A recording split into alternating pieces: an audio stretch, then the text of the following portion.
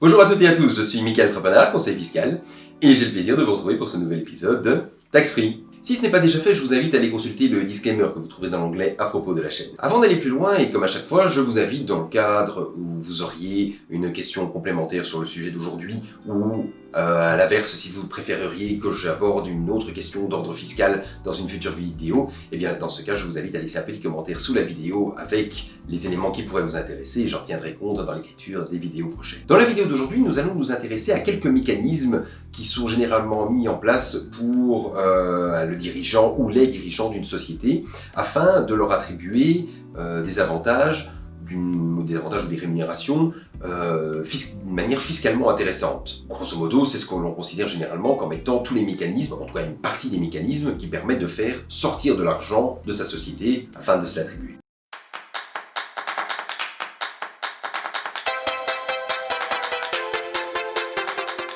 La première grosse partie que nous allons voir dans le cadre de cette vidéo concerne les avantages en nature qui sont attribués à un dirigeant. Il faut savoir que normalement, lorsqu'un avantage en nature est attribué, eh bien, il faut prendre la valeur réelle de cet avantage, autrement dit le montant que la société débourse pour acquérir n'importe quel avantage et l'attribuer à son dirigeant.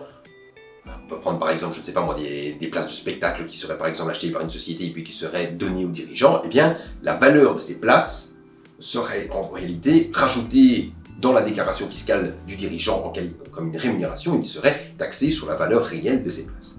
Mais là où le concept commence à devenir plus intéressant, c'est lorsque certains de ces avantages, du fait que c'est prévu dans la loi, eh bien certains de ces avantages sont le montant qui est repris dans la déclaration fiscale est fixé forfaitairement. Alors, il peut être fixé forfaitairement de deux manières. Il peut être fixé forfaitairement soit parce que c'est un montant fixe qui est prévu pour l'attribution de cet avantage, ou l'autre méthode qui est aussi utilisée, c'est un calcul. C'est-à-dire qu'on met en place un calcul qui est censé déterminer un avantage qui est repris dans la déclaration fiscale, mais ce montant est toujours inférieur à la valeur réelle de l'avantage qui est octroyé. Nous allons commencer ici avec deux exemples assez faciles.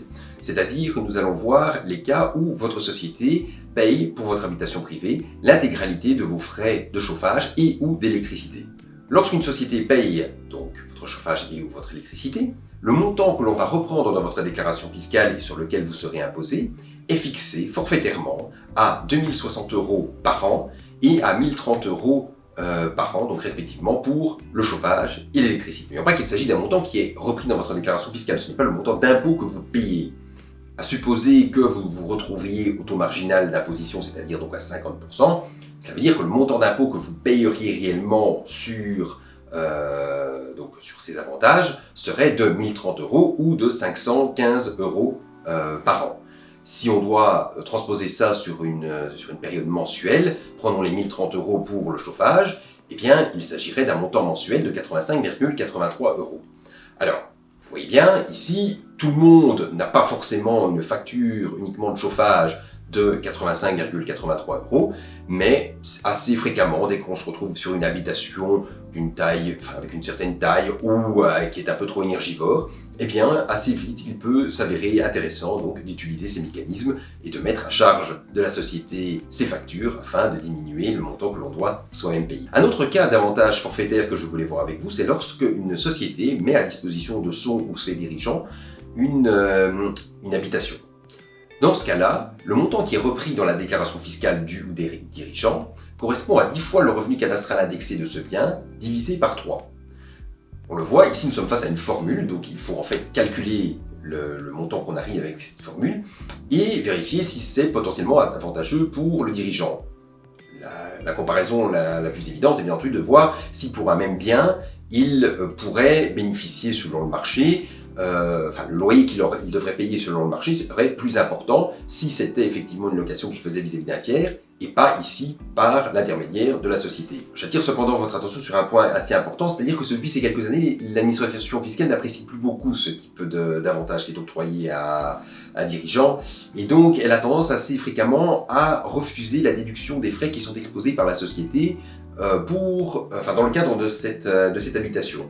Je prends l'exemple, par exemple, si la société a contracté un emprunt pour acquérir cet immeuble, eh bien, il arrive assez fréquemment que l'administration fiscale refuse la déduction des intérêts de cet emprunt en considérant que voilà, la société n'a pas à prendre en charge ses frais dans le cadre de cette habitation. Je vais terminer au niveau des avantages forfaitaires en vous citant encore quelques avantages donc, qui disposent d'un montant qui est fixé forfaitairement. Je commencerai donc d'abord avec la mise à disposition d'un ordinateur dont le montant correspond à 72 € par an. Je continuerai ensuite avec une tablette ou un GSM qui est mis à disposition. Là, le montant est seulement de 36 € par an. Pour un abonnement Internet, c'est-à-dire toutes les factures d'Internet que vous avez au cours d'une année, là, le montant annuel est de 60 € par an. Pour un abonnement de GSM, le montant est de 48 € par an. Je rappelle à chaque fois, bien entendu, que ce sont donc des montants qui sont rajoutés dans votre déclaration fiscale et qu'à côté, votre société va donc assumer tous les frais qui sont liés à cet avantage. Et donc, on voit très clairement que il s'agit d'un avantage en termes de frais qui sont moindres dans votre chef puisqu'ils sont dans votre société. Dernier petit point, tous les montants que je vous évoque ici correspondent bien entendu à l'année 2020. Ils sont régulièrement indexés et donc, si vous regardez cette vidéo dans quelques années, tenez compte que les montants pourront peut-être légèrement évoluer. Un autre mécanisme que je voulais voir avec vous concerne ce que l'on appelle les remboursements de frais propres à l'employeur. Dans le cadre de votre activité professionnelle, il peut s'avérer que vous déboursiez assez fréquemment des frais de déplacement, de documentation, que sais-je, et qui sont nécessaires pour l'exercice de votre activité professionnelle.